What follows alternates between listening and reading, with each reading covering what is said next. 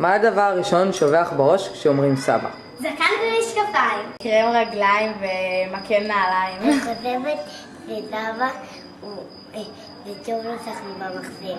קבלת שבת, יום שישי. סבא בשבילי זה מתי שבאתי אליו בתור ילד קטן ותיקן לי את האופניים. משקפופר, יום הולדת שמח. דוב אלבון. טרקטור, נוי, ארוחות על הבוקר ב6 בבוקר. כל! סבא הוא ידיד, חבר, וכל המשפחה. עובד בנוי, מספר עשיות.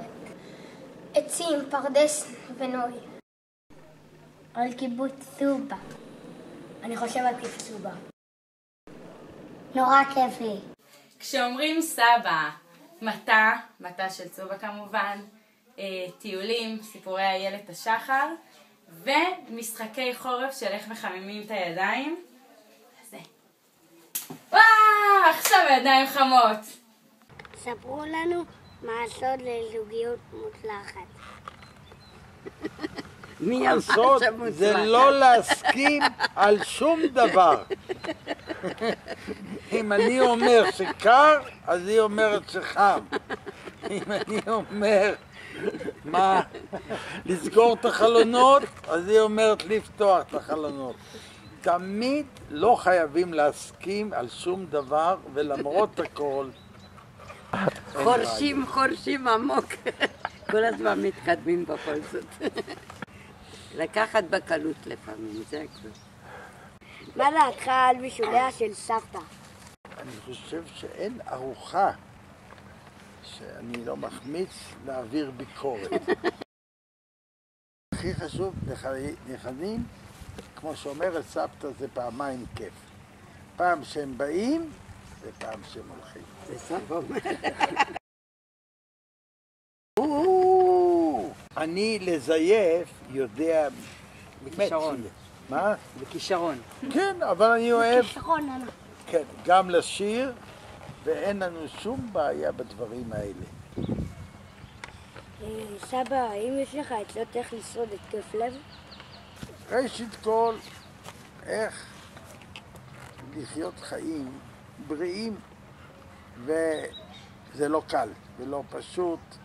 ומלבד זה, אני הולך לרופא, והוא נותן לי כל הזמן המון תרופות. אז אנחנו נראה לכם, שלא תגידו. הנה, פה הם נמצאים.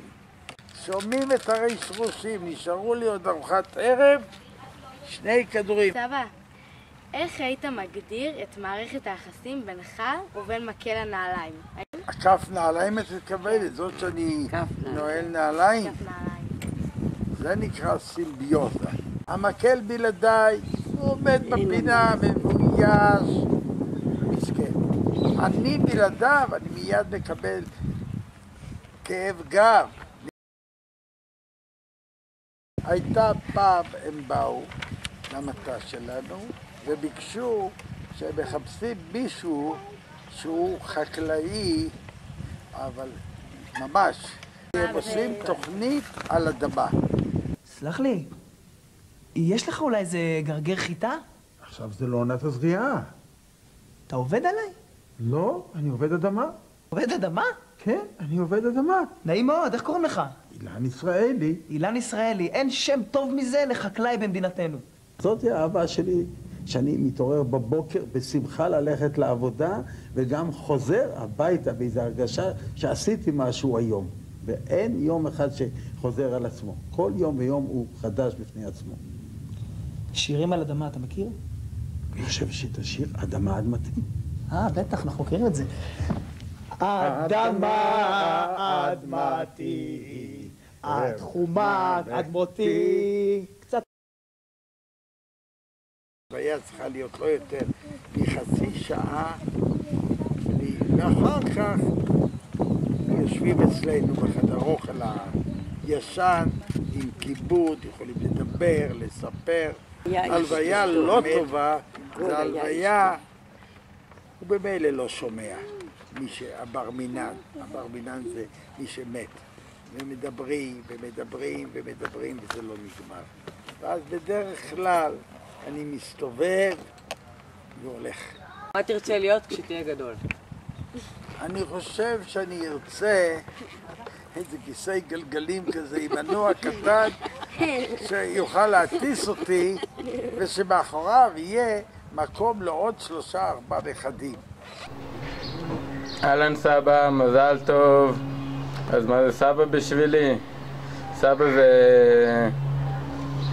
אתה שעומד בראש השבט ומנהל אותו.